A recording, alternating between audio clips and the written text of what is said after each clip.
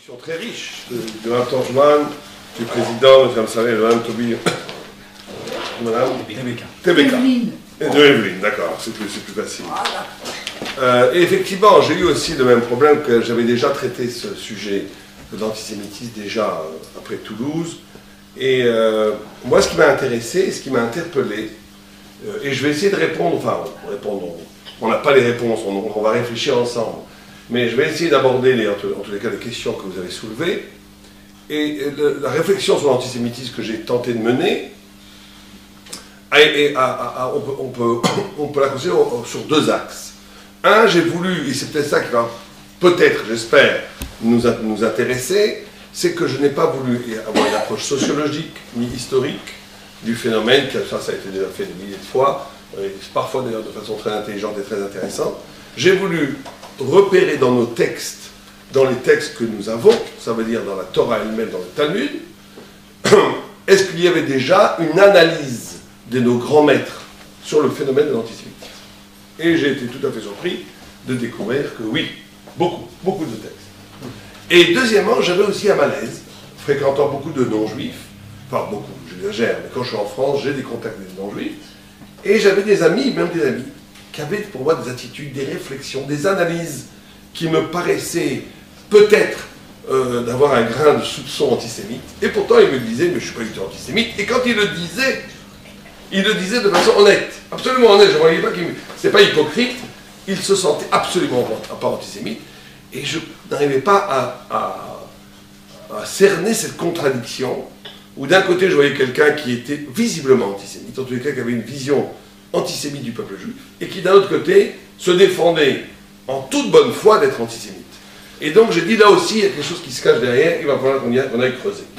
Et donc quand j'ai un peu creusé, j'ai découvert quelque chose d'extraordinaire, que en vérité, et c'est pour ça que je l'ai appelé, ça répondra au moins une de vos questions, le monstre à quatre têtes, qu'il y a 4 formes d'antisémitisme qui sont traitées déjà dans le Talmud. 4 formes d'antisémitisme qui ont bien sûr un point commun, mais qui sont très différents l'un de l'autre, et qui apparaissent très souvent ensemble, mais à des périodes différentes, de façon différente chaque fois. Et une de ces 4 formes d'antisémitisme apparaît au cours des siècles, au cours de l'histoire, de façon plus prégnante, plus saillante, à certains moments donnés de l'histoire. Et donc c'est ça que je vais essayer de vous faire partager. De quoi parle-t-on quand on parle des 4 formes d'antisémitisme? Alors avant d'abord, on va dire des propos du Talmud qui peuvent choquer certaines personnes, mais on est obligé de dire ce qui est écrit, et après on peut y réfléchir.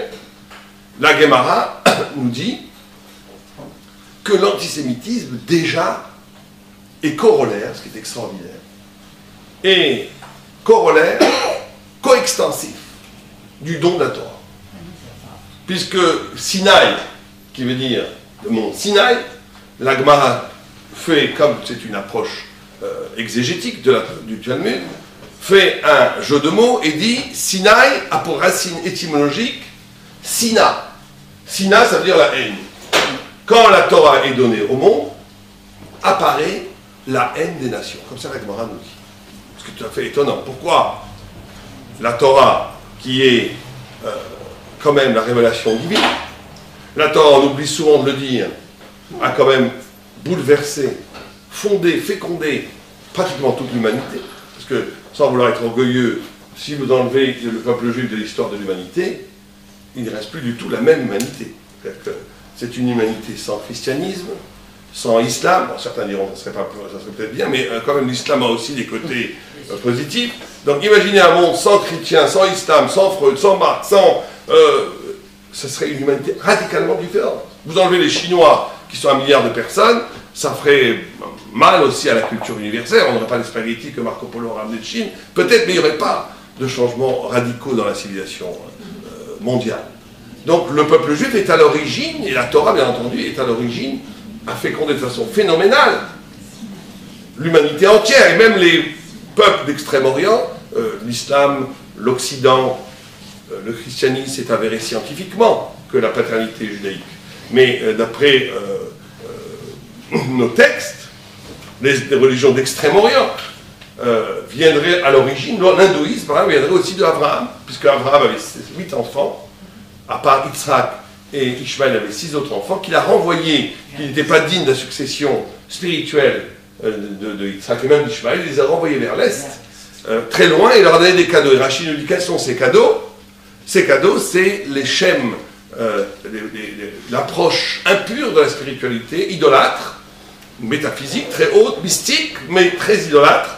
Et il leur a donné ce qu'on appelle les Shem Atuma, les noms impurs, les approches divines impures, qui a fondé, d'après les textes du Moyen-Âge, l'hindouisme, puisque le brahmanisme, bien sûr, a à voir avec Abraham et la déesse hindoue. La première déesse, c'est Sarai, qui est liée à Sarah. Donc on voit que le judaïsme a fondé pratiquement tout le rapport spirituel universel. Et pourtant, face à ça, on s'attendrait à ce que les gens nous baissent la main, nous disent merci, vous nous avez apporté le monothéisme, vous nous avez apporté l'éthique, vous nous avez apporté notre Dieu, vous nous avez apporté notre prophète. Mohammed a reçu l'enseignement de rabbin, etc., etc. Or, non seulement il n'y a pas de reconnaissance du tout des nations par rapport au fait que le peuple juif leur a donné cette lumière qui s'appelle la Torah, la Bible pour eux, mais ça se couple non seulement d'un ressentiment, mais aussi d'une méconnaissance radicale du judaïsme. C'est tout à fait étonnant.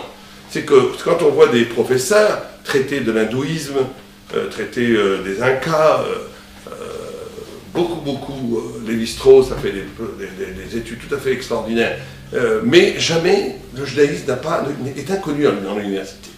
Quand les professeurs parlent de judaïsme, ils disent des bêtises. Il y a une exception qui confirme la règle, c'est Lévinas. C'est le seul universitaire qui a un peu approché l'esprit du Talmud, l'esprit d'Agmara. Et c'est un problème extraordinaire. Se fait de façon conjointe, où on a une origine tellement fondamentale de l'identité européenne, et d'un autre côté, quelque chose d'absolument radicalement étranger.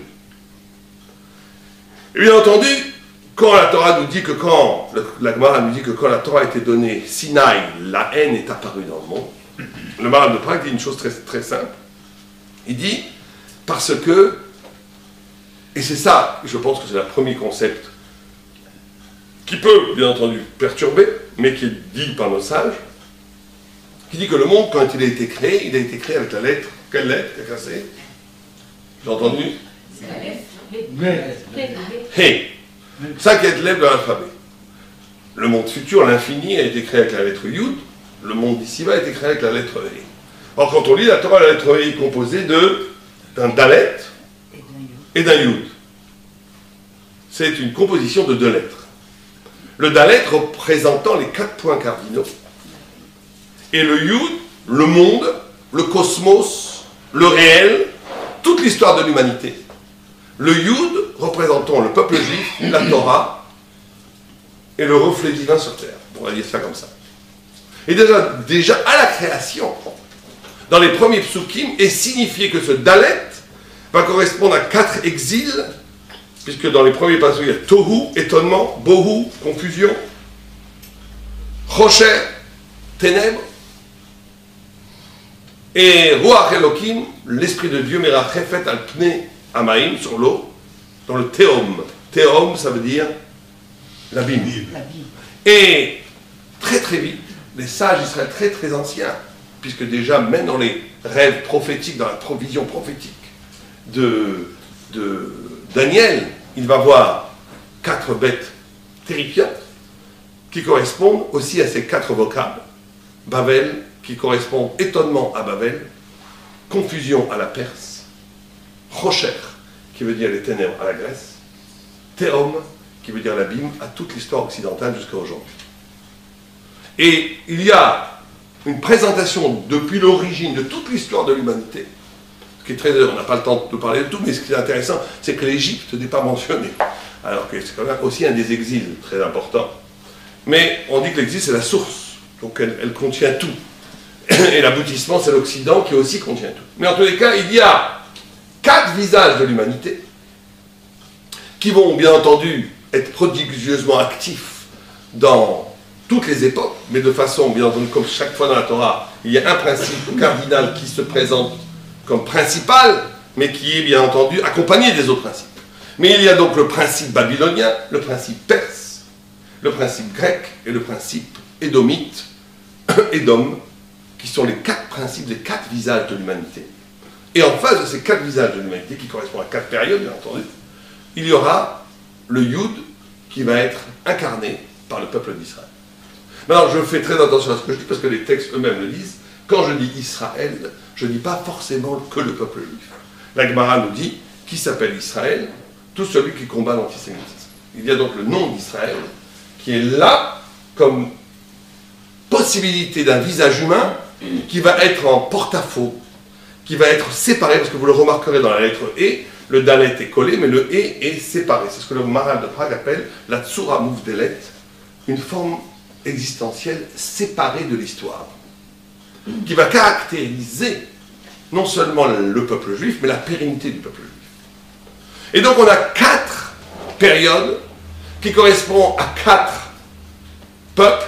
Bien entendu, encore une fois, ce peuple porte une dimension humaine qui va traverser l'ethnie et qui va traverser l'histoire, qui correspond en vérité à 4 génies humains qui vont être de façon frontale, concurrente à ce que la Torah propose. Et il va y avoir, à chaque époque, une lutte, des fois sournoise, des fois révélée, entre ce que le peuple juif représente, pas tout le temps en l'assumant, c'est ça qui est extraordinaire, l'antisémitisme vise Dieu, vise la Torah, même dans le juif qui n'est pas pratiquant. Même dans le juif qui n'est pas pratiquant. Mais ce qui est visé, c'est qu'il va y avoir un débat fondamental qui va être la source, et on va essayer après de rentrer plus dans les détails historiques, la source d'antisémitisme qui va être où est le lieu de l'absolu? Où est le lieu de l'absolu? Est-ce que c'est le Yud ou est-ce que c'est le Dalet? Est-ce que c'est le Yud et c'est le Dalet? Et si on ne comprend pas ça, on va essayer après d'expliquer l'antisémitisme d'aujourd'hui, contemporain. Parce que chaque fois c'est très différent, mais chaque fois les mecs ils se nourrissent de ce dont on vient de parler, mais de façon différente. Et donc on a, à partir de là,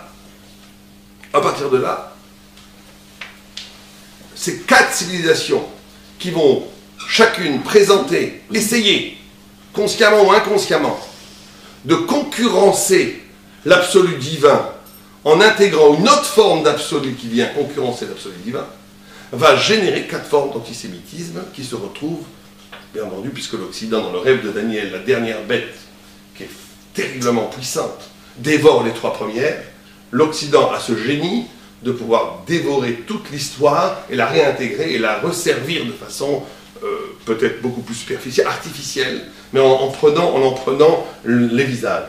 Donc les 4 formes d'antisémitisme existent en Occident aujourd'hui. Et on va voir dans l'histoire qu'ils se sont déployés de façon différente. Donc allons-y directement. Il y a le première forme d'antisémitisme babylonien, qui aujourd'hui est rare. On va l'appeler l'antisémitisme babylonien. Babylone, c'était une civilisation extraordinaire. Si aujourd'hui, je vous demandais, tout tourne autour de quoi dans le monde? Qu'est-ce qui fait tourner la machine? Le pétrole. Qu'est-ce qui fait tourner la machine dans le monde aujourd'hui? On va dire c'est l'argent. Le centre de l'argent, c'est ça l'économie. Les gens se lèvent le matin pour gagner leur vie, tout tourne autour de l'économie. C'est comme ça. Au temps de Babel, l'argent n'avait pas une grande importance. Ce qui était le centre moteur de la civilisation babylonienne, c'était ce qu'on appelle la gloire humaine. L'union, parce que c'est... non mais c'est pas la tour de Babel, là, Nimrod, c'est 10 siècles plus tard. Mais c'était une civilisation dans l'exil du peuple juif. Voilà, exactement. On pourrait dire que c'est l'humain qui remplace Dieu. On pourrait dire que c'est les droits de l'homme. On pourrait dire que tout ce qui vient au nom même d'un principe transcendant déranger la notion du confort humain, du droit au désir, doit être condamné, et l'absolu, c'est l'homme. Si Dieu peut servir à l'homme, pourquoi pas? Mais avant tout l'homme. C'est l'homme qui se fait Dieu. L'homme se fait Dieu, et l'homme utilise la divinité, la spiritualité pour son bien-être. C'est-à-dire que la notion verticale de l'épopée, d'essayer de se dépasser, d'aller vers un au-delà, n'existe plus. La spiritualité n'est là que pour aider l'homme à vivre. Et on est bien entendu diamétralement opposé à ce que la Torah présente, comme une forme séparée, qui est une sorte de clignotant spirituel, une sorte de lumière, qui nous invite à nous dépasser, à grandir, et à l'unité par, bien sûr, l'étude de la Torah et la pratique des mitzvot. Et cette lutte qui va exister, puisque dans le rêve de Nabuchodonosor, dans Nabucco, il voit lui aussi cette prophétie, puisqu'il voit un homme, une statue avec une tête d'or, un ventre, 2 bras et 2 pieds, une statue, et le prophète Daniel lui dit, la tête d'or, c'est Babel, puisque c'était cette hauteur. Dans le rêve de Daniel, c'est un lion avec des ailes qui vole très haut, très majestueux. Après le ventre, c'est la Perse, c'est le corps. Et dans le rêve de Daniel, c'est un ours qui bouge toujours, qui mange.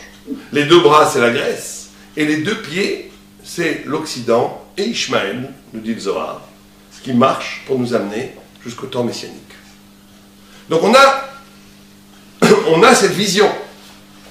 Et ça va créer une sorte d'antisémitisme très spécial, qui est l'antisémitisme qui est aujourd'hui un peu démodé, il faut le dire, c'est on va reprocher aux Juifs de ne pas être véritablement une part de la nation.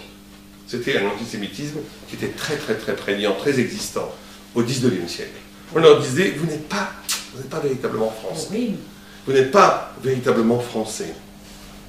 Il y avait un grand antisémite qui s'appelait Barès, qui disait jamais un juif ne pourra comprendre les vers, j'ai oublié les vers de Vigny, qui dit la terre française, j'ai oublié le vers, qui est assez beau, un peu pompeux, mais bon, c'était de la poésie très patriotique, comme ça.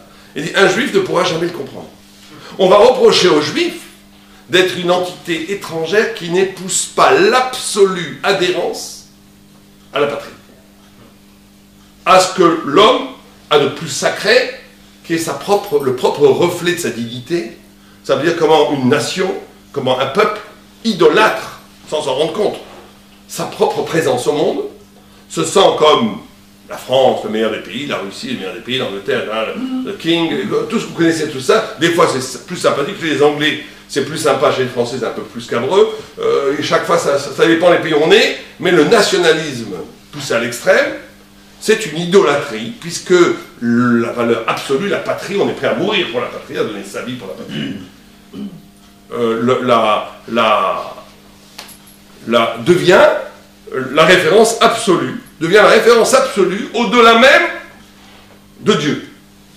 Et donc il va y avoir une concurrence entre l'absolu divin et le judaïsme, qui va toujours dire la patrie c'est très bien, la fidélité à l'État dans lequel on habite. Il y a des halachot, il y a des lois très précises qui nous demandent de respecter les lois du pays. Il y a des lois qui nous demandent d'honorer les dirigeants qui sont monarques ou même élus démocratiquement. Il faut leur donner ce qu'on appelle le kavod, l'honneur qui leur est dû, etc. Mais jamais on en fait une référence absolue, c'est vrai.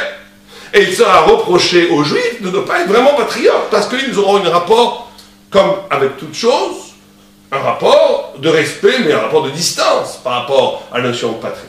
Bien que des Juifs laïcs aussi sont, bien entendu, au XIXe siècle, il y a eu des drames où des Juifs sont tellement rentrés ont tellement voulu s'assimiler qu'effectivement ils sont devenus plus français que les Français, et ça a été terrible à Vichy, puisqu'on a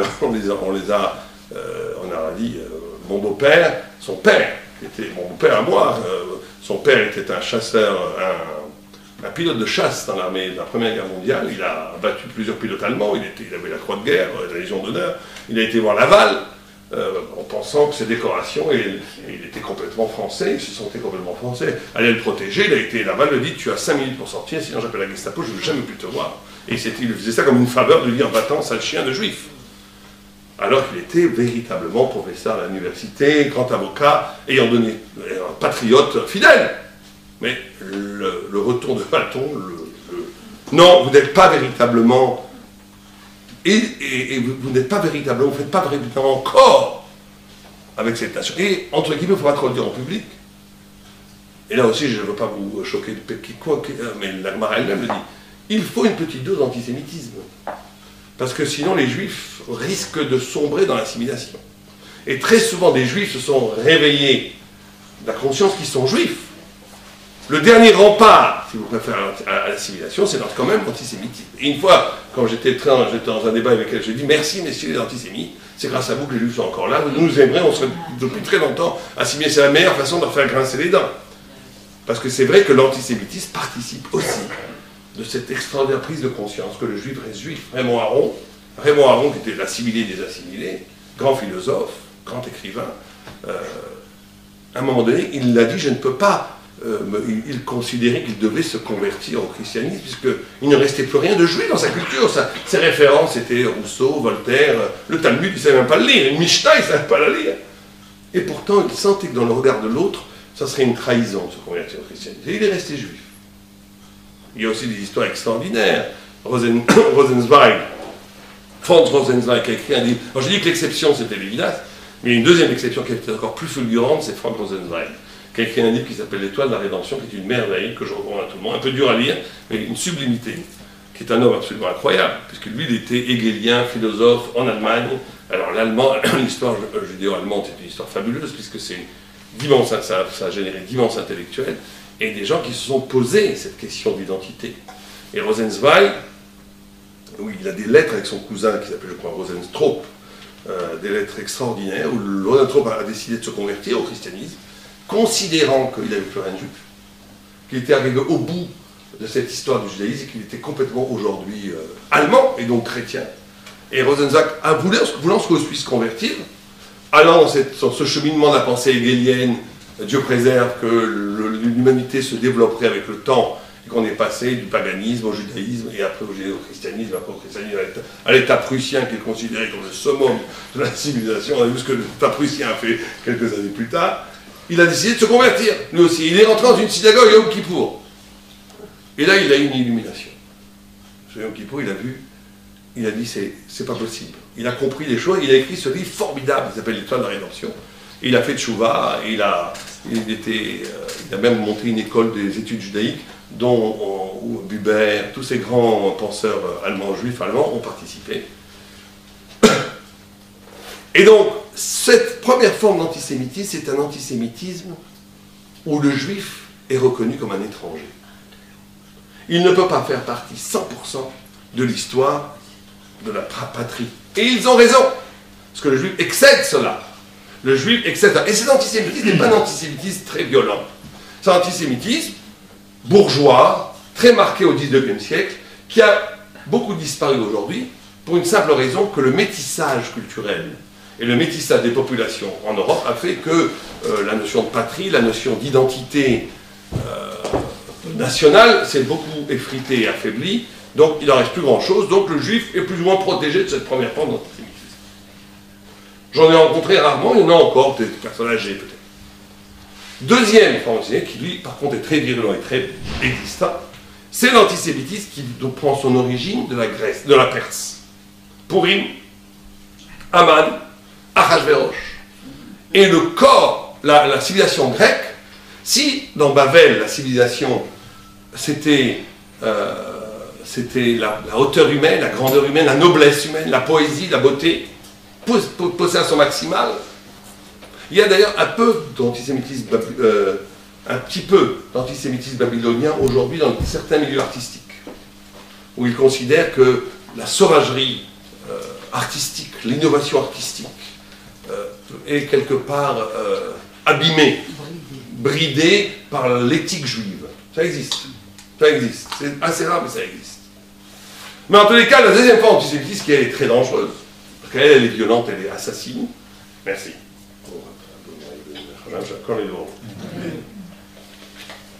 La deuxième forme, elle vient de Perse.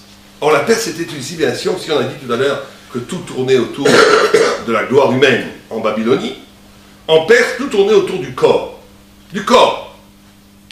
Du corps, parce qu'on voit très très bien, depuis le début, dans la Megillah, qu'on va lire dans moins d'un mois, en 3 semaines, tout commence par un festin, ça finit par un festin, genre mange. Là-bas, on faisait des repas en Perse de 180 jours. Même un Tunisien, je ne sais pas si les Tunisiens ici, ne mange pas pendant 180 jours. Les gens, aujourd'hui, ne mangent pas autant. Et les femmes, pour être belles, et là je pense que même la pire des coquettes qui serait peut-être parmi nous, elle restait 6 mois dans des bains de lait pour avoir la peau douce. Vous ne faites pas ça, madame Evelyne, vous ne faites pas ça, j'espère. Non, mais donc, je suis née en Tunisie, moi aussi. Ah, bah, très bien. Ma mère est tunisienne, donc ça, il n'y a pas de problème. Je ne mange pas toute la journée. Et donc, on a une civilisation qui tourne autour du corps. Alors si on pose la question, c'est quoi vivre corporellement? Ça serait quoi vivre corporellement? La naissance, le plaisir, le désir. Oui, mais ça serait quoi? Comment on traduirait ça de façon existentielle? Le corps, qu'est-ce qu'il fait le corps? Plaisir. Comment? C'est plaisir. Il naît, il croit, il s'est péri, il pourrit. Oui. Bon, alors, vivre de façon corporelle, nous dit les Bali Moussa, le corps, il est toujours en manque. Oui. Il remplit, il se vide. Il remplit, il se vide. Il remplit, il se vide. Au point, il y a des gens qui créent, regardez le fumeur. Le fumeur, il n'a pas envie de fumer. Tout d'un coup, il apprend à fumer, il a créé un manque. Et après, il passe son temps. Le plus grand plaisir, c'est de combler le manque qu'il a créé. Ça veut dire que vivre de façon corporellement, c'est vivre dans la frustration, dans l'éternel recommencement d'un désir qui ne mène nulle part. C'est pour ça que c'est l'ours dans le rêve de Daniel. C'est la frustration, c'est le mouvement perpétuel du corps. Après, quand on s'occupe, par exemple, en Israël, on s'est occupé un petit peu de problèmes de schlombait, de couple. Très souvent, des jeunes couples, ils viennent de se marier, ils ont des problèmes. Ils se disputent. Et quand on fouille un peu pourquoi ils disputent, tout va bien. Les vieux aussi, hein, oui, mais les vieux aussi, mais les vieux c'est plus difficile. Et non, c'est parce qu'ils ont, en vérité, dans le milieu, je parle de milieu religieux, très souvent ils se marient après 3, 4, 5, 10 rencontres. Et ils n'ont pas forcément grand-chose à se dire, même si c'est des gens formidables, ils vont prendre du temps. Donc comme face à ce silence, à l'angoisse du silence, ils créent une dispute inconsciemment pour créer un trou et après se prendre dans les bras, s'embrasser et se retrouver. Parce que c'est leur façon de communiquer. Quand on comprend ça, on peut beaucoup les aider. Il y en a qui sont encore plus vicieux, c'est-à-dire qui se disputent avec leur femme pour être très énervés, pour aller dans le balcon, pour fumer la cigarette. Bon, là, c'est la meilleure. Ça, c'est la meilleure. Vous comprenez? Ça, c'est vivre de façon corporelle, c'est vivre tout le temps. Et aujourd'hui, ça représenterait la civilisation publicitaire. On crée des désirs, ce qu'a repris l'Occident de la Perse, c'est la civilisation publicitaire. On crée des désirs et on les comble. Et après, c'est terrible, parce qu'on vit dans la frustration perpétuelle. L'antisémitisme qui est né de ces civilisations, qui a été généré par la Perse, c'est un antisémitisme terrifiant. C'est parce qu'il voit dans le juif, la raison du manque. Et là, aujourd'hui, c'est très fort, ça. La raison du manque. Pourquoi est-ce que, j'ai entendu une noire après les massacres de Paris, après les 4 assassinats hideux, une femme de couleur, et j'inclus bien sûr, bien entendu, il y a plein de... Je parle pas de... Mais ça crée ce genre de phénomène dans des populations qui sont parfois délaissées, parfois qui se sentent défavorisées, qui sentent une ségrégation à leur rencontre, qui se disent, mais je comprends pas, ces juifs, ils se plaignent toujours, ils ont plus de travail. Et elle parlait juste après qu'on ait tué 4 types parce qu'ils étaient juifs. Oh oui, mais les juifs, ils ont toujours tout, et tout, ils travaillent, ils se plaignent toujours, je ne comprends pas cette mentalité. Je ne comprends pas cette mentalité. C'est incroyable. Mais d'où ça vient? Ça vient de cette forme-là, où le corps, quand il lui manque quelque chose, les psychanalystes, il y en a ici, connaissent très bien le phénomène, quand le corps est en manque, il est assassin. Il est violent. Le ressentiment, c'est terrible.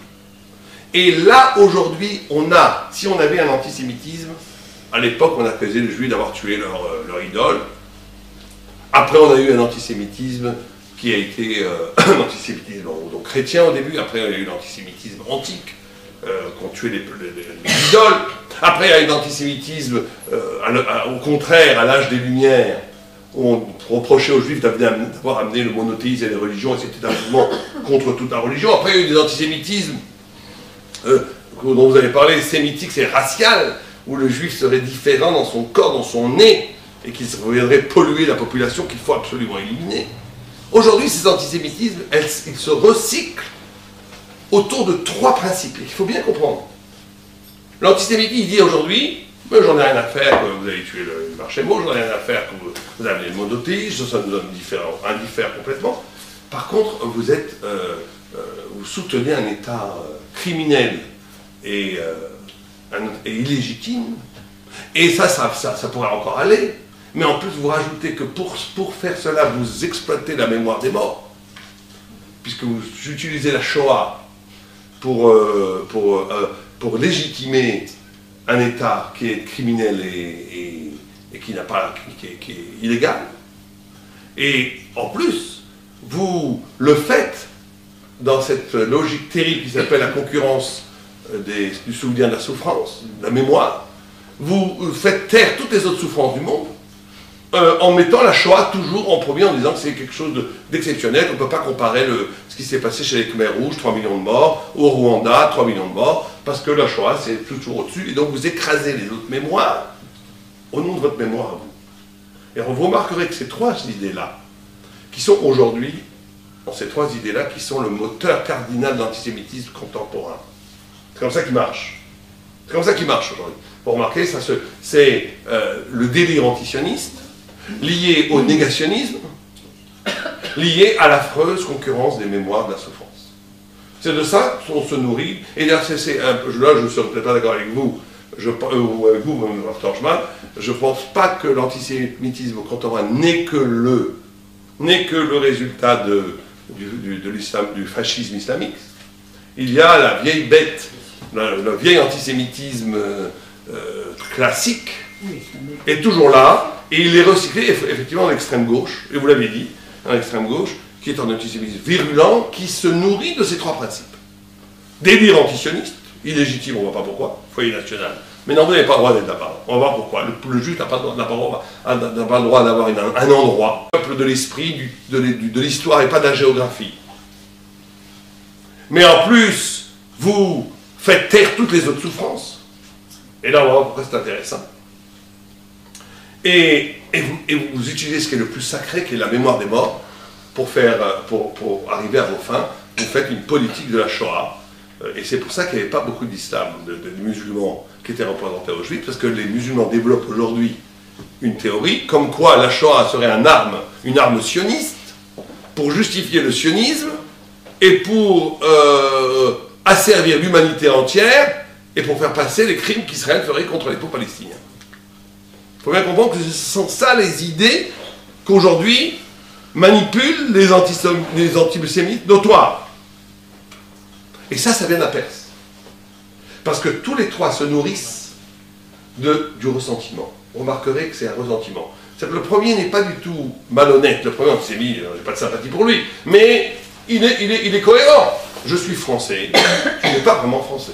Alors c'est un peu faux parce qu'il y a eu des juifs qui ont vraiment fait preuve de fidélité à la France et de culture extraordinaire. Mais je peux comprendre qu'un bon français, gaulois, d'origine, voit dans un juif un peu brun, ou même un ashkénaze un peu blond, une petite différence de culture, d'approche, qui n'est pas vraiment la France. Il faudrait une grandeur d'âme pour dire que la France est aussi composée de ces flux migratoires, et les juifs font partie de l'histoire de France, et c'est ça qu'on a essayé de répliquer.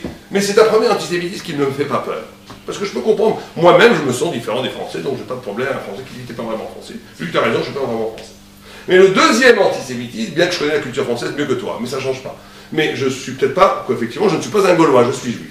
Donc le juif, en tous les cas, le juif religieux n'a pas tellement de problème avec le premier forme d'antisémitisme. Mais le deuxième forme d'antisémitisme est terrible, parce qu'il se nourrit d'un mensonge, mais ce mensonge a pour racine le ressentiment, la frustration, le manque corporel où il voit dans le juif la cause de tous ses malheurs. Pourquoi le noir, sans certains noirs, mais encore une fois, faites bien attention, c'est vrai qu'il ne faut pas non plus faire tomber dans le politique correct, il y a un mouvement antisémite qui est très virulent dans des milieux de gens de couleur. Pas parce qu'ils sont plus méchants que les autres, parce que le ressentiment fonctionne beaucoup plus fort. Le blanc, le juif, il est non seulement blanc, donc c'est un blanc, mais c'est un blanc qui normalement est un peu nègre, puisqu'il est sémite, mais c'est un nègre blanc qui me prend la place. Donc c'est terrible. Puisqu'il est en même temps blanc, un peu nègre, et en plus il prend la place, il prend les travaux, il prend toutes les meilleures places, il se plaint toujours. Et ce discours-là est très fort dans une certaine frange de la population de couleur. Mais ça c'est très dangereux parce que ça peut amener la violence, ça peut amener le meurtre, et c'est aujourd'hui, l'islamisme, il y a aussi une idéologie religieuse, mais se nourrit énormément de le ressentiment envers le juif qui réussit et qui s'intègre en assumant sa différence dans le monde des Blancs, et d'un miroir d'échecs terribles pour ce frange de population qui peut arriver à des choses très très violentes. Donc ça, c'est le deuxième forme d'antisémitisme. Il y a le troisième forme d'antisémitisme, qui est grec, qui lui est tout à fait particulier, parce que lui, c'est là où on a les amis que je fréquente non-juifs font partie de cette troisième catégorie, et ils me disaient, mais moi je ne suis pas du tout antisémite. Parce que c'est vrai qu'ils ne sont pas du tout des gens avec des haches qui veulent vous tuer, mais pas du tout. Ils sont très sympas, ils vous aiment bien, ils apprécient, ils aiment bien Leonard Cohen, ils aiment bien Albert Cohen, ils aiment bien les juifs, ils n'ont aucun problème avec la culture juive, vous pouvez aller manger dans un restaurant, il n'y a aucun problème. Mais l'antisémitisme grec est un antisémitisme dont, par exemple, aujourd'hui, un philosophe très connu se défend de l'être, qui s'appelle Alain Badiou, qui est un philosophe contemporain très connu, qui est un antisémite du type grec. Mais lui, il dit, je ne suis pas du tout antisémite. Et s'il ne l'était pas du tout, il n'aurait pas besoin de prouver que non. Oui. Et eux, c'est très simple. Eux, ils disent, oh, les Grecs, non, les Grecs, c'est l'universel. C'est l'universel. Et ce qu'ils ne supportent pas chez les Juifs, c'est qu'ils la ramènent toujours en tant que Juif. Il dit, vous êtes un homme. Un homme, on est tous hommes. C'est le projet paulien d'abolir toutes les différences.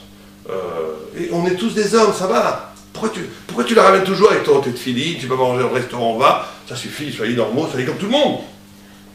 Et ils ne supportent pas la spécificité juive. Pas parce qu'ils veulent pas nous éliminer. Ils veulent bien nous considérer comme Français. Ils n'ont aucun ressentiment. Mais ils voudraient que, absolument, ces juifs s'intègrent et s'assimilent de façon 100%. C'est le contraire du premier antisémitisme. C'est le grec. Alors vous allez me dire, pourquoi est-ce que j'appelle ça l'antisémitisme? C'est pas l'antisémitisme. C'est juste une vision de l'homme qui voudrait abolir les différences des spécificités ethniques. C'est peut-être pas l'antisémitisme. Mais c'est oui l'antisémitisme. Vous savez pourquoi? Parce que ces mêmes personnes, et ce que j'avais une fois posé la question à un philosophe avec qui j'avais eu cette discussion, je lui ai dit, mais comment ça se fait que tu n'es pas gêné par le particularisme auvergnat, corse, breton? Là, ils s'en fichent complètement. Le gars, il arrive avec son saucisson auvergnat, vive l'Auvergne libre, ils rigolent, ils le trouvent super sympa. Les Bretons libres, ils les trouvent très bien, les Corses, ça va, du moment qu'ils ne sont pas bien. Tout d'un coup, dès que c'est juif, non, il ne faut pas être particulier. Chose de bizarre. Si tu étais vraiment jacobin et que tu veux vraiment éliminer, alors d'accord, tu n'es pas un antisémite, tu es un fanatique jacobin qui veut unifier toutes les. autour d'une notion, d'une patrie, d'une référence qui éliminerait les identités particulières de la France. Je ne serais pas l'antisémitisme. Mais ce n'est pas du tout ça qui se passe dans ces milieux. C'est des milieux, au contraire, qui apprécient les différences régionales. Beaucoup. Mais dès que c'est juif, ils n'apprécient plus du tout. Oh là là, ça c'est détecteur d'antisémitisme. Et alors pourquoi? Qu'est-ce qui les gêne dans le particularisme juif?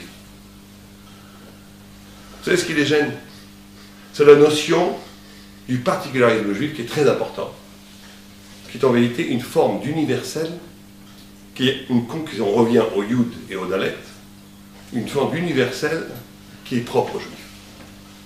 Quand Abraham Avinu, il y a un texte à Midrash absolument fabuleux, à l'époque de Abraham Avinu, un roi qui s'appelait Nimrod a décidé de jouer un tour de passe-passe à Dieu. Il a dit, attendez, ce bon Dieu, tant qu'il y a des gentils et des méchants, il va toujours sortir gagnant. Parce qu'il donne des claques aux méchants, il donne des bonbons aux gentils. J'ai trouvé la solution. Le roi Nimrod, comme son nom, le roi Nimrod révolté. Mais Kiret Kono et Mordo, il connaît Dieu très bien, mais il veut se révolter contre lui. C'est le fameux Don Giovanni, vous connaissez Don Giovanni à la fin, qui mange, qui boit, Don Giovanni, fais tchouva. Non, non, je ne ferai pas tchouva, je suis un homme libre. Fais tchouva, Don Giovanni, non, non, il mange qu'à la mort. Bon, c'était Nimrod, vous savez, il voulait se révolter contre Dieu, voyant Dieu en face, mais contre Dieu. Il a dit, mais je vais piéger Dieu, moi. Vous êtes fou, monsieur le roi, ça va. Je vais piéger Dieu. Comment? On va tous se mettre, on va tous devenir des affreux Jojo. Tous. On va s'unir ensemble pour être contre Dieu. Alors là, on va piéger Dieu à son propre piège.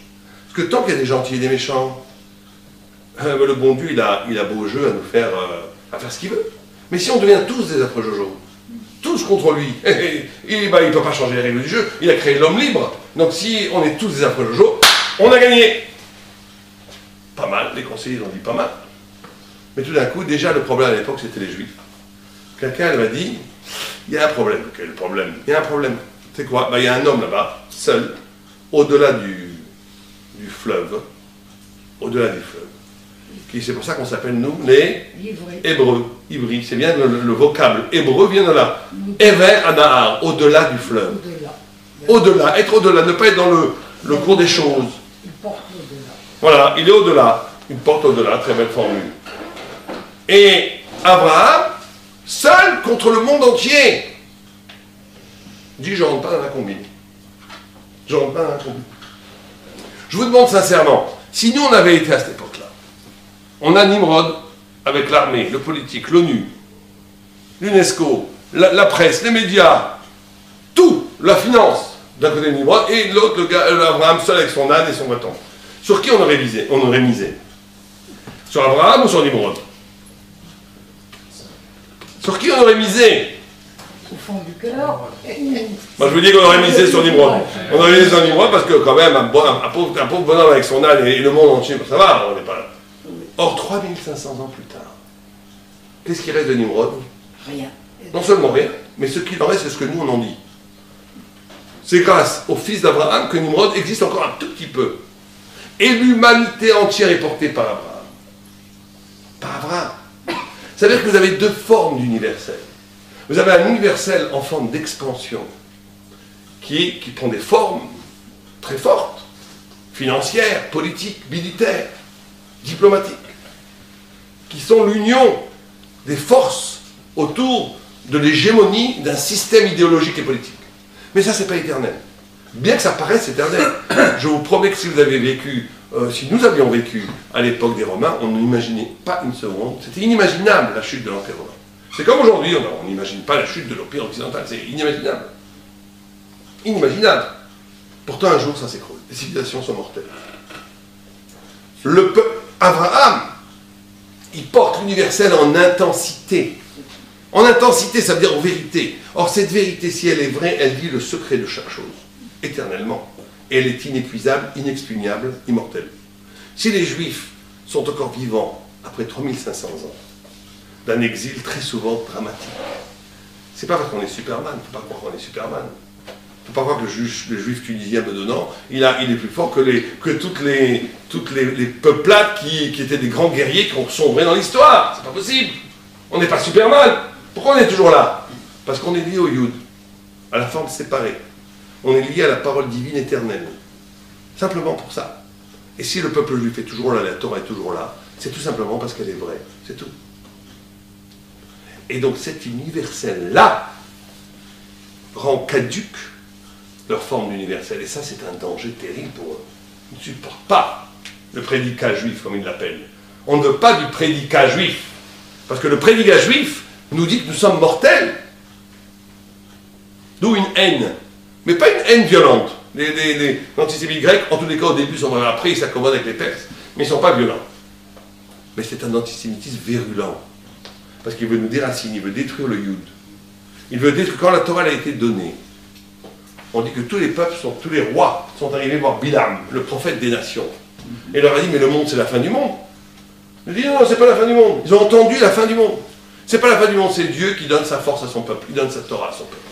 Mais tout celui qui sait lire le Midrash comprend qu'il y avait dans ce don de la Torah quelque chose de la fin du monde. Parce que la Torah excède les logiques de l'histoire. Elle excède, elle ne pose pas comme absolu le cosmos, le réel. Elle essaye de faire résonner poétiquement l'avant-monde et l'après-monde. Elle essaye de faire un lien dans l'homme entre ce qui excède Adam, qui veut dire l'homme en hébreu, c'est l'anagramme, c'est les mêmes lettres que Méod, qui veut dire l'excès, qui veut dire le plus. Le monde qu'on vit n'est pas le monde qu'on voit. Le monde qui s'organise comme absolu, c'est le Dalet. Ça ne veut pas dire, il ne faut pas le nier. Le monde a été créé avec le Hé, pas avec le Yud. Il faut intégrer le monde. Le monde est magnifique. Mais il ne faut pas donner au monde un caractère idolâtre d'absolu. Il faut avoir cet humour juif, cette distance, cette étude de la Torah, qui sait que le monde a un caractère éphémère aussi. Et que la seule chose qui est éternelle, c'est la vérité. C'est la parole de Dieu, c'est le Yud. Et ça, c'est une forme d'antisémitisme qui est aujourd'hui très forte dans les milieux universitaires, qui ne supporte pas le particularisme juif, parce que le particularisme juif met en balance, rend éphémère leur forme d'universel à eux. Et alors après, vous avez le quatrième forme, on va essayer de conclure, d'avancer. Vous avez après une quatrième forme d'antisémitisme, qui est l'antisémitisme de Édom, qui, lui, est un antisémitisme très, très, très spécial, puisque c'est un antisémitisme qui... Vous savez qu'Édom, qu'est le rouge, qu'est le digne, qu'est la loi, et aussi la civilisation à la peine de façon très curieuse, parce qu'aujourd'hui c'est évident, mais au XVIe siècle ça ne l'était pas. Le marin de Prague, XVIe, XVIIe siècle, appelle l'Occident Malchut HaHeder, l'empire du vide, l'empire du rien. Voulant dire par là que l'Occident, il y a, et on va en parler, on va finir avec ça, mais un mouvement multiséculaire de destruction des valeurs. Au point où aujourd'hui, vous savez, quand on discute avec des jeunes ou avec des gens qui ne croient pas à la Torah, ils ont un argument imparable. Très difficile pour un rabbin de contrecarrer un argument. C'est l'argument qui se porte en deux mots, qui est pratiquement imparable. Vous savez c'est quoi? Quelqu'un a une idée? L'argument anti-Torah, par excellence. Voilà, je vous donne des armes pour combattre les rabbins. Si un jour on vous dit la Torah, on vous dit il y a deux mots qui font voler en éclats pratiquement tout discours spirituel. Vous savez c'est quoi? C'est pourquoi pas. Il est terrible ce pourquoi pas. Pourquoi? Parce que quelqu'un vous dit mariage pour tous, entre hommes. Vous dites pourquoi pas? Toi t'aimes les femmes, lui il aime les hommes. Pourquoi pas? Ça va du moment qu'on fait de mal à personne. Bientôt, je vous promets, on va arriver dans les mairies avec une vache, la vache Lucie. On va dire on va se marier avec la vache. Je suis amoureux d'elle, elle m'aime beaucoup, on s'adore, et je vois pas pourquoi on pourrait. Pourquoi pas? Quel problème? Je voudrais que le maire nous unisse pour la vie avec la vache Lucie. Une mère vache. Une vache, deux vaches, ce que tu veux, pourquoi plus longtemps? On va arriver à un an que du moment que ça ne fait pas du mal aux autres, tout est permis. Pourquoi? Pourquoi?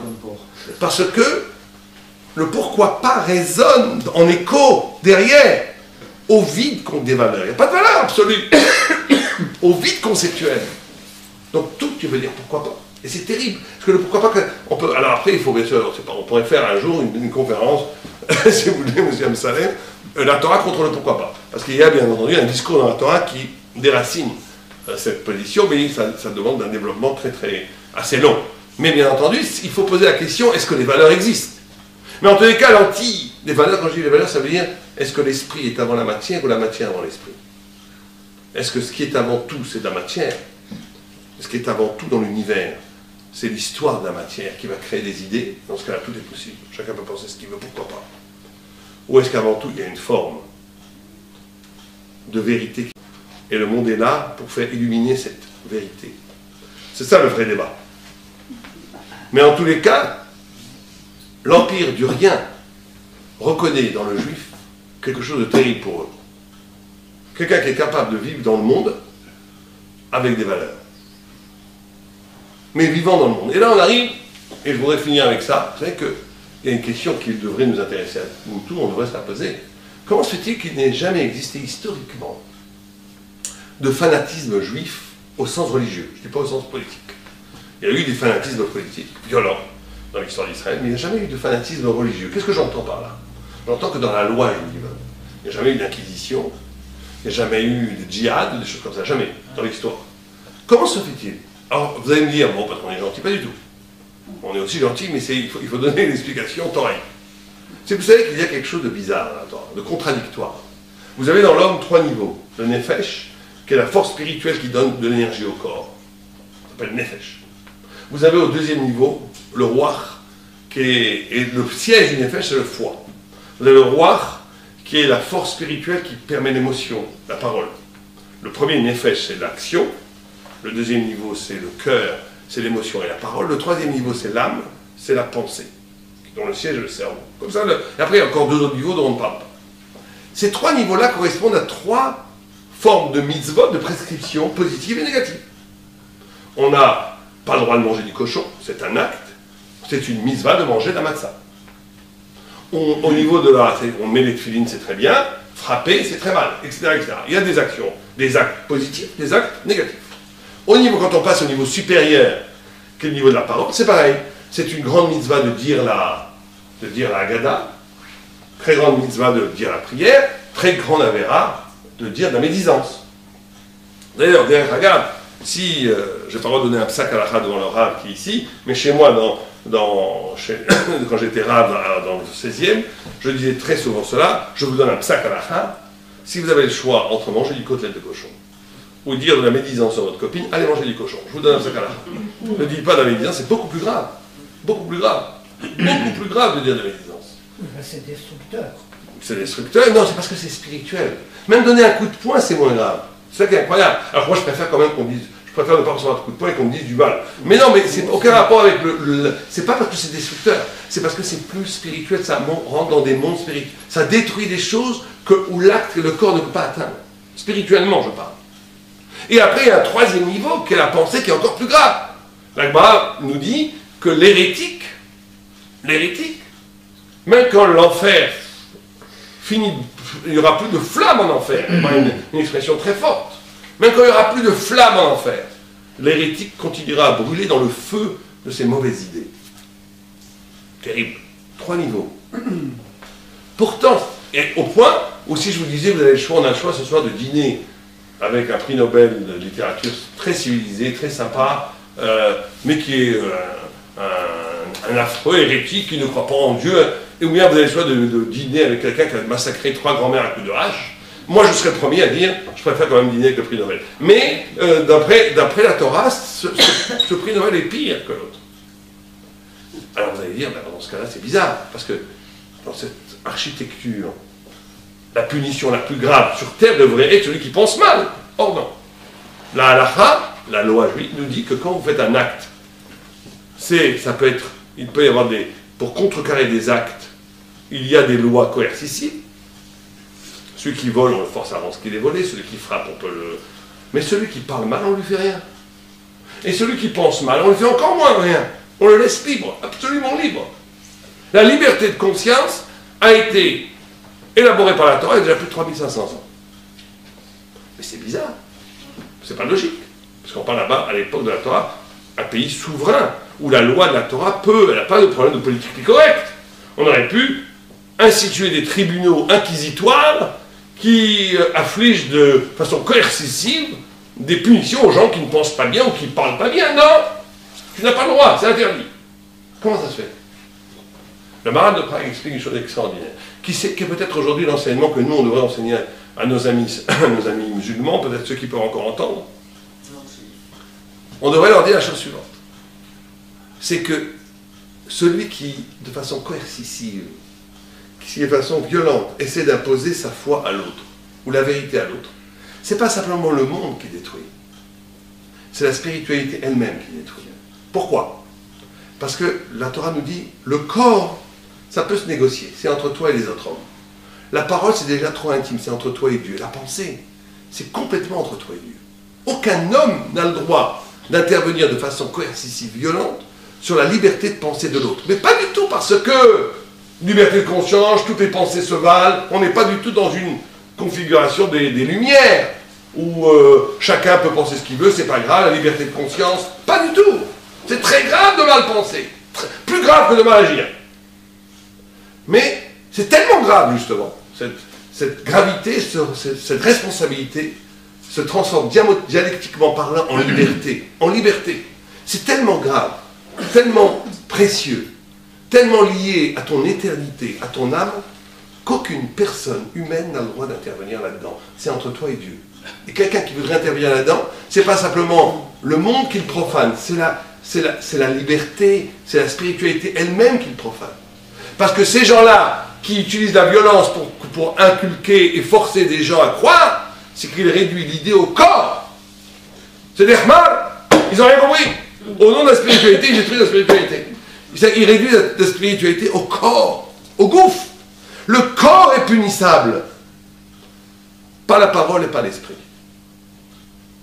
Ça, c'est un enseignement cardinal que le judaïsme peut-être, mais je pense que personne n'écoutera, c'est pas la peine d'essayer. Mais en tous les cas, c'est ce dont le monde a besoin aujourd'hui, d'entendre ça. Et cette notion-là, si vous préférez, et c'est ça, dans l'antisémitisme du 4e Empire, ce qui est insupportable, c'est ce que dit le Rambam Maïmonide. Il disait, bon, un peu de façon, et là aussi il faut faire attention à ce qu'on dit, mais il le disait.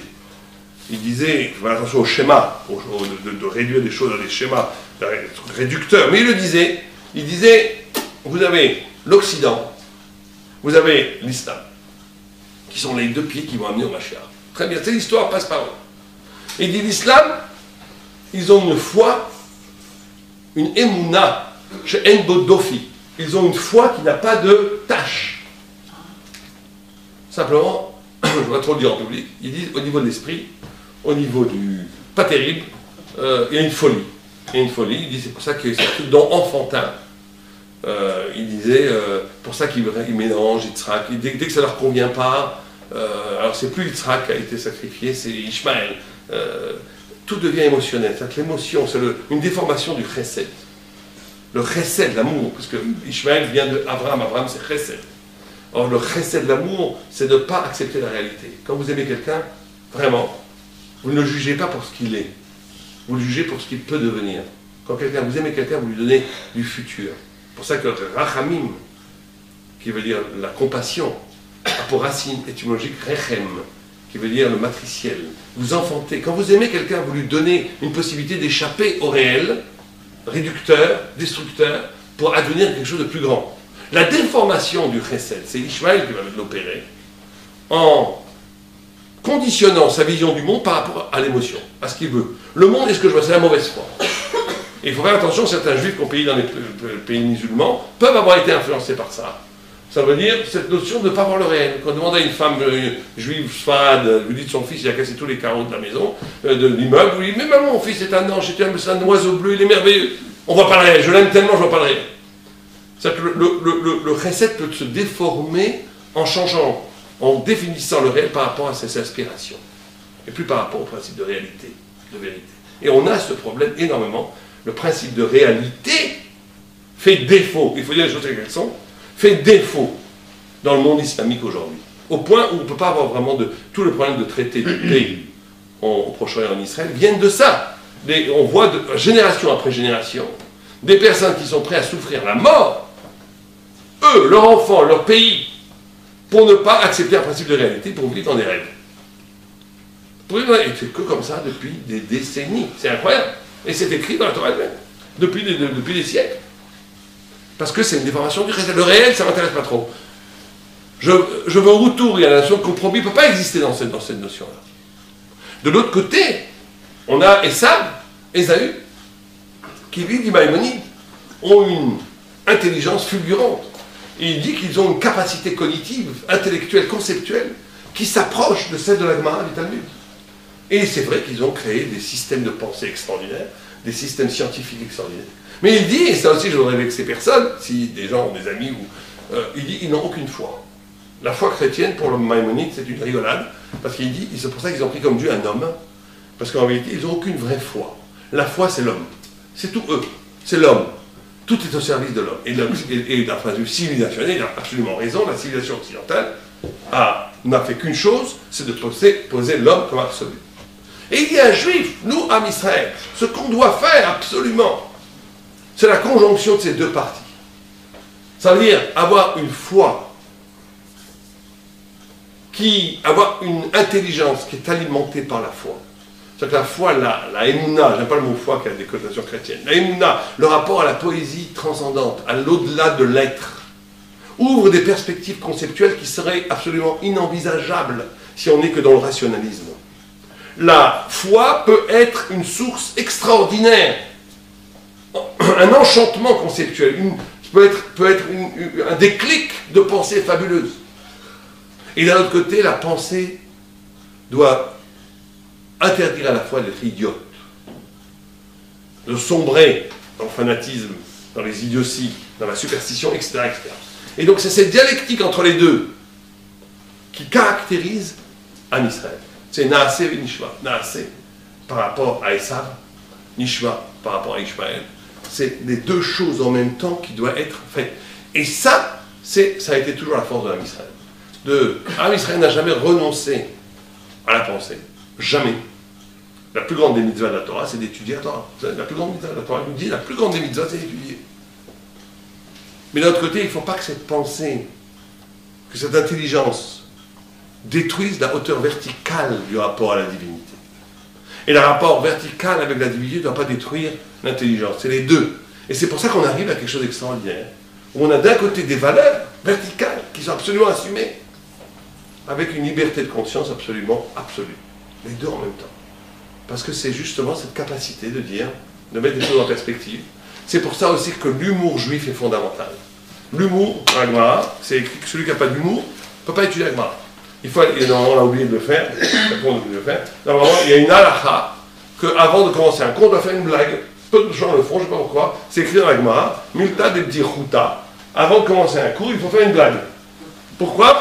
Justement pour donner cette légèreté, ce rapport aérien, de ne pas tomber dans la lourdeur académique et se prendre trop au sérieux. C'est très important. C'est pas juste sympathique.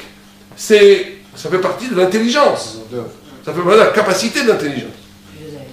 Et donc, voilà, c'est ce que je voulais vous dire, moi, ce soir. Alors, je finirai juste avec une seule chose, une histoire qui m'est arrivée. Moi, je ne crois pas du tout, et là, je ne vais peut-être pas... Les gens ne seront pas d'accord avec moi, c'est très bien comme ça. Je ne crois pas du tout à l'explication. Je ne pense pas que l'antisémitisme peut se combattre du tout. J'y crois pas. Je pense que c'est des phénomènes tellement profonds, comme on a essayé d'expliquer, tellement puissants, que les explications, le discours interreligieux, j'y crois pas une seconde. Par contre, une fois j'étais dans le métro avec un très grand arabe, et j'ai eu une expérience fabuleuse. Un très grand arabe dans le métro à Paris. J'étais très gêné parce qu'il était vraiment majestueux, habillé. Et moi, j'essayais de me faire discret. Et tout d'un coup, moi, je pensais qu'il me sort la Gemara. Oh là là, et tout le monde nous regardait. Il sort, il dit, allez bien, Raphaël, on va étudier. Oh là là, on commence à étudier. Et on commence à étudier tous les deux, comme ça. Et là, voilà, moi, je ne savais plus où me mettre. Et tout le monde nous regardait. Tout le wagon était silencieux à nous regarder. Je parle de ça il y a peut-être 30 ans. Et c'était un arabe magnifique, très beau, très très beau. Vraiment une très grande beauté. Et il a été aussi irradié, il avait vraiment il était beau et spirituel en même temps. Et j'ai vu sur le visage de tout le wagon un sourire tout à fait bienveillant, une admiration dans les regards, un amour presque qui nous était porté. Il a eu étudié à Gemara, il disait, on va essayer de le suivre parce que je regardais en même temps, j'étais un peu très gêné, mais lui, il était complètement il étudiait dans la Torah dans le wagon à Paris. Il est comme si dans le Beth Midrash. Comme s'il était à Jérusalem, dans le wagon, dans le métro à Paris. Vous imaginez? Et j'ai vu ces gens, et là j'ai compris quelque chose, que j'ai après vu. Que dans la définition même du messianisme, c'est très simple, on pourrait presque en donner une définition mathématique. Vous avez d'un côté la réalité, le cosmos, le Dalet dont je vous ai parlé. Vous avez la vérité, le Yud. Tant que ce Dalet et ce Yud ne sont pas en harmonie, sont en distorsion, tant qu'il y a une résistance de la réalité face à la vérité, tant qu'il y a un exil de la vérité dans les maisons d'études qui ne peut pas illuminer le monde, on est dans l'exil. Le Mashiach, le Messie, ça sera une chose très simple. C'est quand, de façon universelle, le monde, la réalité et la vérité vont rentrer en harmonie. C'est tout. C'est ça la définition du messianisme.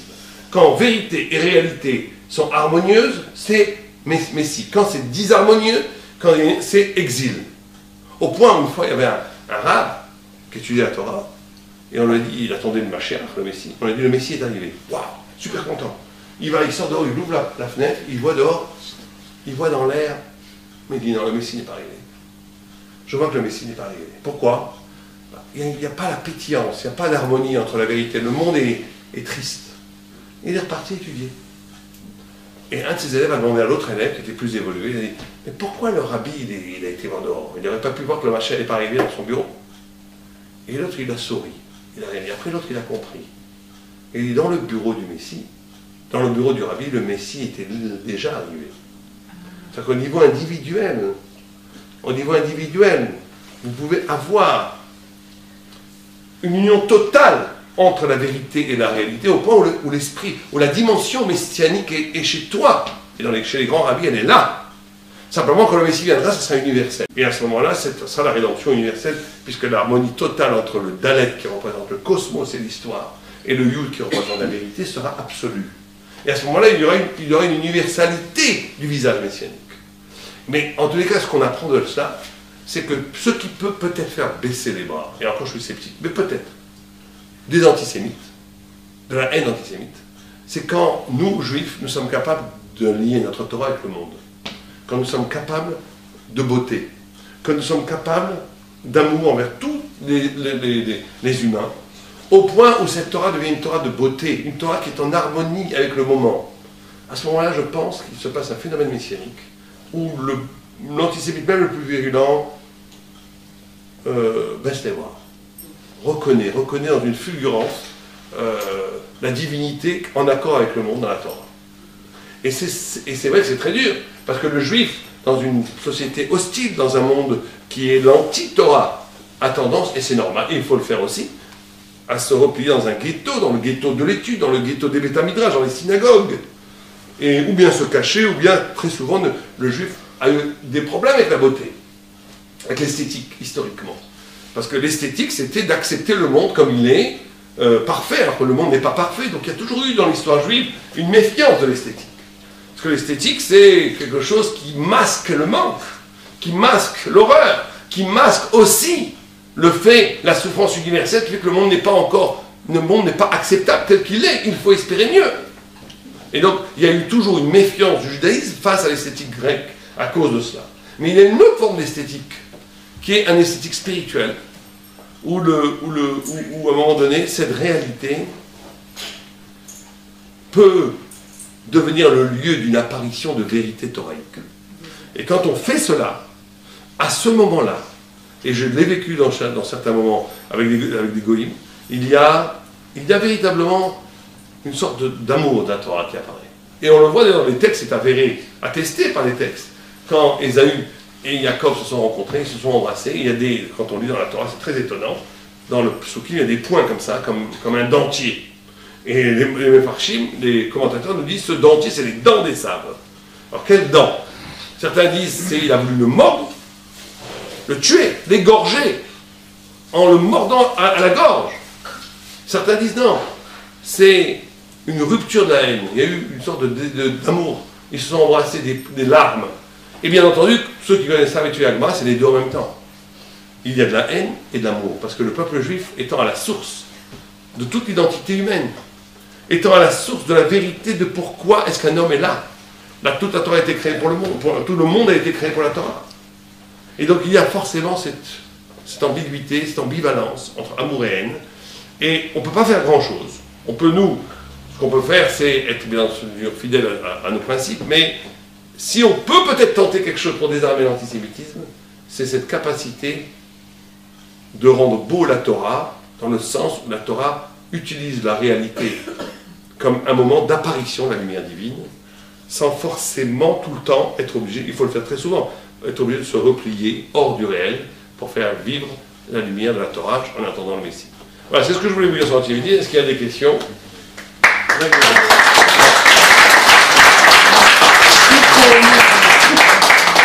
que le Messie est censé réveiller les morts? Alors ça, c'est une question très intéressante.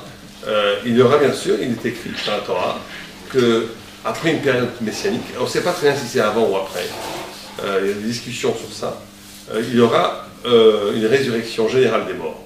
Mais ça ne veut pas... Moi, ça m'étonne, ça. Ah oui, c'est étonnant. Je vous rassure, ça m'étonne moi aussi. Donc il faut que ça vous étonne. Surtout du corps, et ça veut dire comment? Alors justement, la résurrection des morts, c'est qu'il va falloir, je ne veux pas vous effrayer, c'est important que le monde qu'on a dit le monde qui à un moment donné est libre, devra se représenter devant Dieu pour rendre compte de sa liberté. Et il faut pour cela que tout le monde soit debout. Alors ça ne veut pas dire qu'ils vont tous rester debout. Hein. Il y a beaucoup de résurrections qui seront après dire vous n'avez pas passé le test. Mais bon, c'est des questions qui ne sont pas liées à... On pourrait faire un cours sur le Triasamétim. Vous savez que c'est intéressant ce que vous dites parce que c'était une des discussions qu'il y avait dans le Talmud. Et un sage a dit tu ne crois pas à la résurrection des morts? Pourtant, il a dit comment se fait-il qu'il lui a fait un calvaire romain? Il lui a dit un calvaire romain, c'est un raisonnement a fortiori. Il a dit si déjà tu crois que de pratiquement rien, toute petite goutte de semence apparaît une vie humaine, ne crois-tu pas qu'une vie humaine peut faire apparaître une autre vie humaine? Et Rachid nous dit que, qu'est-ce qu'il a voulu lui dire par là? Il aurait pu lui dire, Dieu il fait ce qu'il veut. Dieu il a créé le monde, il a créé les gens, il peut aussi faire vivre les morts, c'est pas un problème pour Dieu. Dieu il fait ce qu'il veut, si on croit en Dieu, Dieu il peut tout faire. Mais il n'a pas voulu répondre comme ça. Parce qu'il dit le miracle, celui qui combattait le rabbin, était tout à fait disposé à croire que Dieu peut tout faire. Mais il disait que vous les juifs, vous allez à l'encontre du monde. Le monde, c'est la vie qui va vers la mort. On n'a jamais vu la mort qui va vers la vie. Il a dit, c'est pas vrai. Le judaïsme, c'est d'être capable que la mort va vers la vie. Que la mort peut être le lieu d'une renaissance. C'est la notion de résilience, la notion du peuple juif, la notion d'une renaissance. Alors, bien sûr que c'est étonnant, mais moi, c'est vrai que ce que disait le rabbi c'est quand même encore plus étonnant que d'un rapport d'amour naisse un être. Et c'est plus étonnant qu'un rapport d'amour naisse un être qu'un être tout à fait vivant, exceptionnel, qui dit le scandale de la mort, que peut-être que de lui va en naître quelque chose aussi plus tard. Mais monsieur Brassaline, moi, simplement, ça me fait penser, je crois que c'est dans Ézéchiel, hein, ça je ne suis pas sûre du tout de ma référence, mais de cette histoire de les os secs qui peu à peu se couvrent de chair, de nerfs, de muscles, et donc c'est une symbolique de la mort revient la vie. Mais ça n'est pas la peine de chercher très loin. Après Auschwitz, quasiment, il n'y avait plus de peuple juif. Il y avait encore des juifs en pays orientaux, et encore aussi... Aux États-Unis, il y en avait quand même quelques-uns. Bon. Et vous dire, métaphysiquement, spirituellement, ils étaient presque morts. Il y a une renaissance du peuple. Mais les commentateurs l'expliquent comme vous l'expliquez. Que la prophétie de Daniel, c'est une renaissance du peuple juif chaque fois. C'est évident. Donc, mais il ne faut pas non plus dire, c'est vrai ce que vous dites, 100%, mais il ne faut pas, je ne sais pas pourquoi on parle de ça, c'est notre sujet, mais il y a aussi le fait factuel de la résurrection. Non, c'est la résurrection éventuelle. Dites-moi. Tout à fait. Vous avez posé une question qui nous concerne tous, collectivement et nominativement. Hein?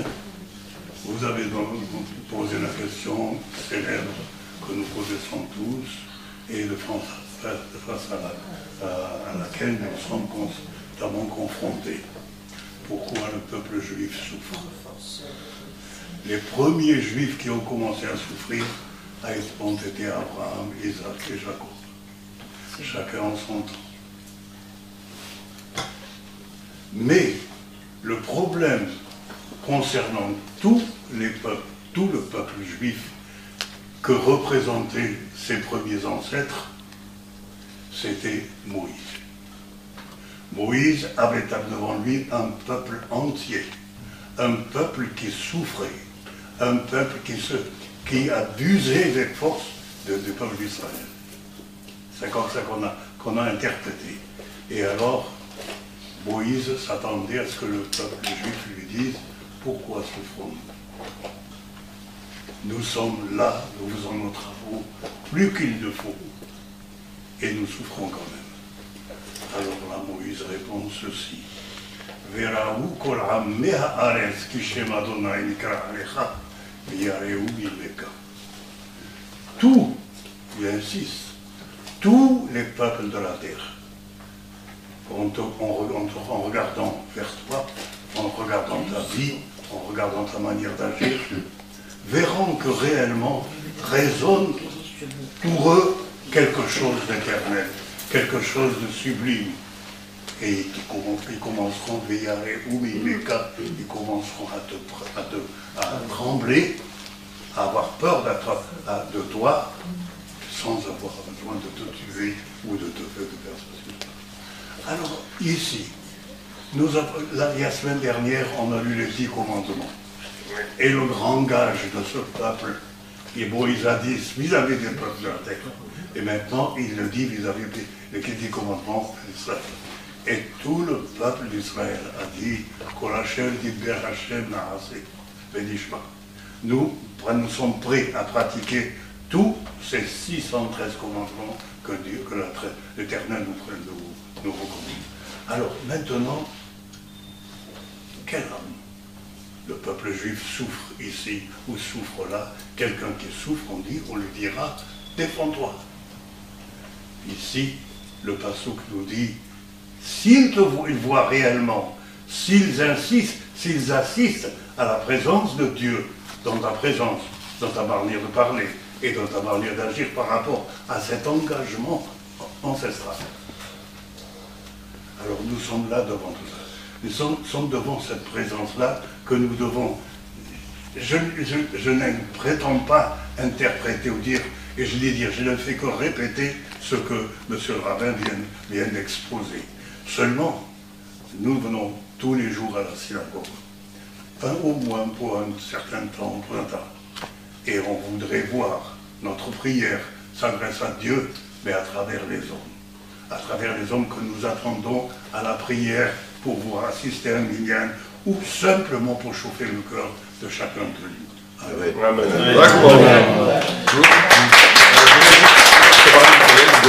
Je voudrais déjà, avec M. Amsalem, on a eu cette idée, je veux juste, vous pouvez après vous adresser à M. Amsalem peut-être directement, ça sera plus simple. On a fait cette idée à Jérusalem, d'aider les gens pour Shabbat. Comment est-ce qu'on l'a fait? C'est très simple. On a dit aux gens qui avaient des difficultés pour acheter des denrées de première nécessité pour Shabbat, on leur a dit, écoutez, c'est très simple, au lieu de vous donner la Zdaka comme ça, on va faire une étude le vendredi matin, la halachot Shabbat, de 2h30. On a fait attention à plein de choses. On a fait à 9h15 pour que ça ne retombe pas sur les femmes, qui puissent amener les élèves à l'école. Midi moins quart pour qu'ils puissent aller chercher les enfants, que ça ne retombe pas sur les femmes. Donc pendant 2h30, pendant 2 heures, ils étudient avec le jeûne de la parole. On a fait comme ça. On a dit 15 shekels de l'heure. Si vous arrivez, vous faites le jeûne de la parole, vous faites que la Torah, c'est 30 shekels de l'heure.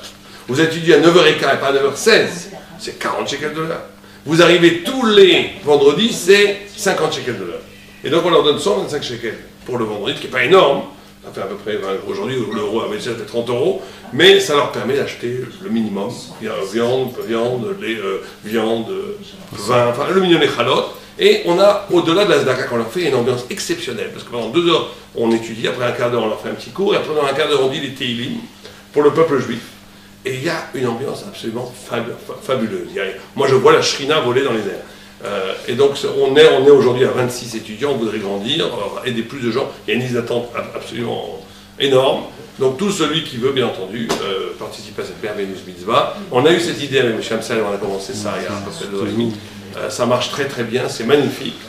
Celui qui veut participer, bien entendu, il y a les papiers ici. On peut voir avec M. Amsalem. Et c'est une immense mitzvah, et il n'y a pas de frais de fonctionnement, c'est tout pour eux, parce que c'est au sein d'une structure qui existe déjà, qui est un collège à plein temps, donc tout est déjà en place, et Bézat Hachem, toute l'aide est bien entendu le bienvenu. Comme tout. Je voudrais simplement, en votre nom, remercier le Rav Sadine pour ce brillant exposé. Je crois que le pari est gagné.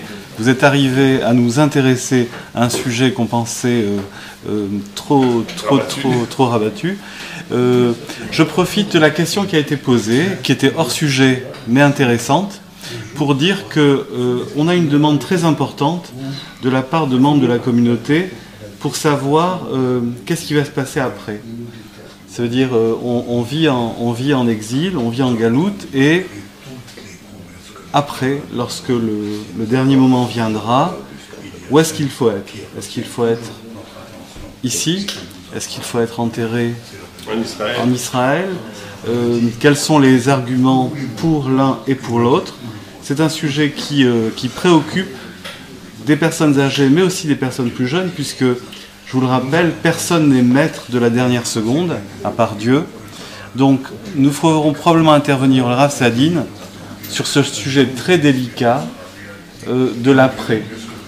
Plus tôt on le saura, plus tôt on le préparera, et plus tôt on aura la tête tranquille.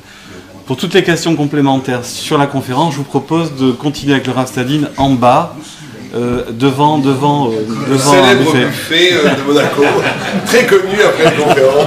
Ah d'accord.